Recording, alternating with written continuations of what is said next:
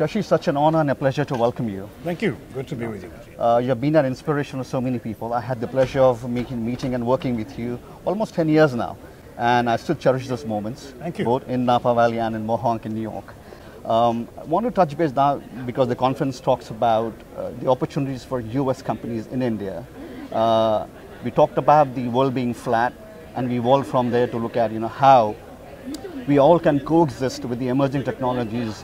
We talk about artificial intelligence and other emerging technologies. Where do you think India's strength lies when it comes to labor force for the next wave? Well, the strength lies in numbers. Right now, 50.1% of our population is under 25, 65% is under 35. The International Labour Organization, ILO, says that in 2020, we'll have something like 116 million people of the job-starting age group of 19 to 23, at a time when even China will be down to just 93 million. So we are potentially the country with the demographic advantage to beat all demographic advantages. That is, with a critical mass of young, dynamic, working-age people who could be the engine for the world economy if other things were right. And that's the key challenge, because this demographic dividend we're all anticipating can only be a dividend, indeed can only avoid being a demographic disaster, if we get it right in terms of educating, training, and skilling these young people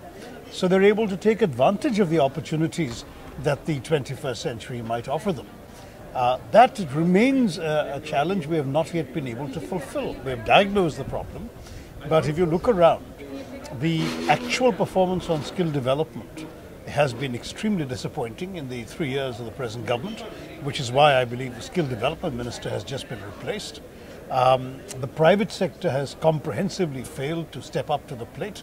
I expected that a lot of private sector enterprises would emphasize skill development amongst their priorities. The government's CSR policy, which requires every company of a certain size to spend 2% of its net profits on corporate social responsibility, that could have been spent on vocational training, skilling people, some of whom would have been available for these very companies to hire. But somehow companies have shown a lack of long-range thinking and have not invested sufficiently in skill development. So this remains my big worry. It's a fabulous opportunity which is not being sufficiently seized yet. And to my mind, either we seize it, in which case we have, within a few years, the workforce to beat all workforces around the world, available to do pretty much everything they've been trained and skilled to do. And if we lose it, then we have a whole lot of underemployed, undercooked, unready young people who are not able to step up and take the opportunities that a 21st century economy will offer them.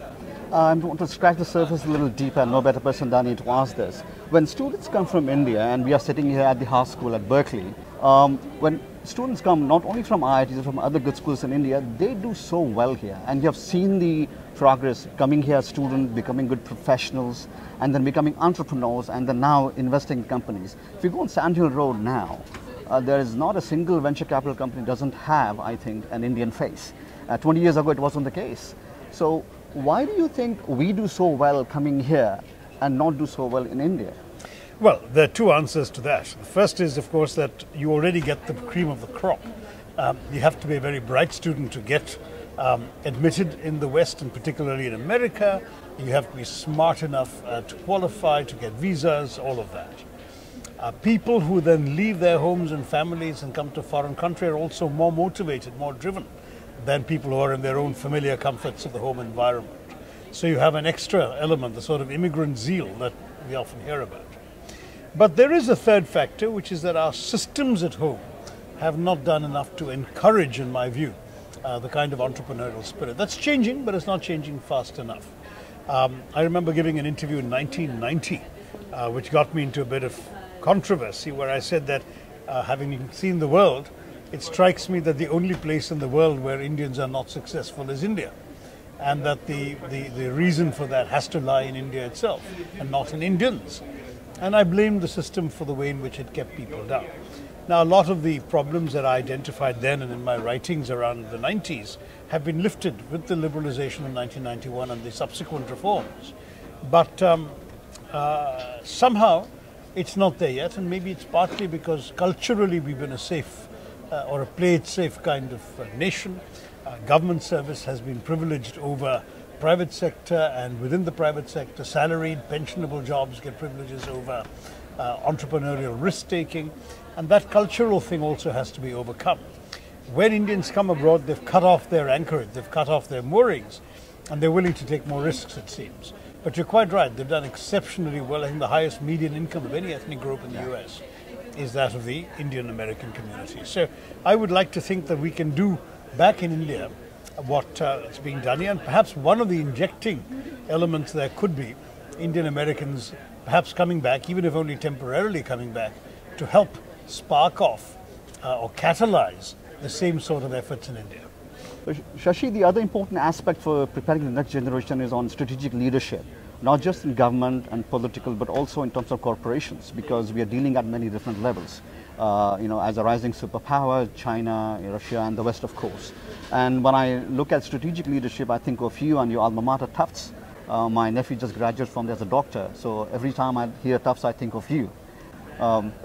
How do you think we can prepare the next generation in those things? Because I see a lot of capitalism being infused in India, and because people are not used to that, they are forgetting the real deep-rooted values. And who better than India to inculcate those values? So somehow we are discarding that and trying to just ape whatever is wrong in the West. Well said, Mateen. In fact, the ethical challenge is an extremely important one. First of all, on the leadership question, of course, you can train leaders to some degree. Though I have some sympathy with the idea that good leaders are often born, not made, they are also made out of their own experiences, and some of those experiences can be imparted by training. So good management programs, MBA programs are an important factor. But having said that, the ethical dimension is often neglected. That should not be neglected, because one of the great challenges in any newly entrepreneurial economy, the Chinese have discovered this too, is the risk of corruption, of malfeasance, of cheating the public and so on, which of course discredits the entire system. In the case of China, they've had to deal with a rather mammoth problem. In the case of India, we've had only one world-class scandal, the Satyam scandal, which fortunately was dealt with very swiftly, very efficiently. But bearing ethical considerations in mind is extremely important in a society like India. Equally, I would argue that you can't speak of strategic leadership without having an eye on society as a whole. And our society has a tremendous challenge still. We have 250 million people living below the poverty line, and ours is not the UN World Bank poverty line of $1.25 a day. That would be a higher percentage. These are people living below a poverty line that's been drawn barely this side of the funeral pyre. So it's a very serious challenge. And I think people who go into business to growing the economy have to understand that whether we grow at 6% as we're doing now, or 9% as we used to not so long ago, that ultimately what matters is that 25% at the bottom of our economy that they need also to be in the minds of people who are in the business sector. If collectively we can attend to our bottom line, that is the bottom line that matters to the shareholders, but also think in terms of the famous triple bottom line, where what affects society, what affects sustainability and the environment, all that is also borne in mind, then it seems to me we can be far more effective, far more successful than if we were to merely be looking at the profit margins. Always a pleasure. Thank you so much. Appreciate that very much. Thank you. Good talking to you, Mateen.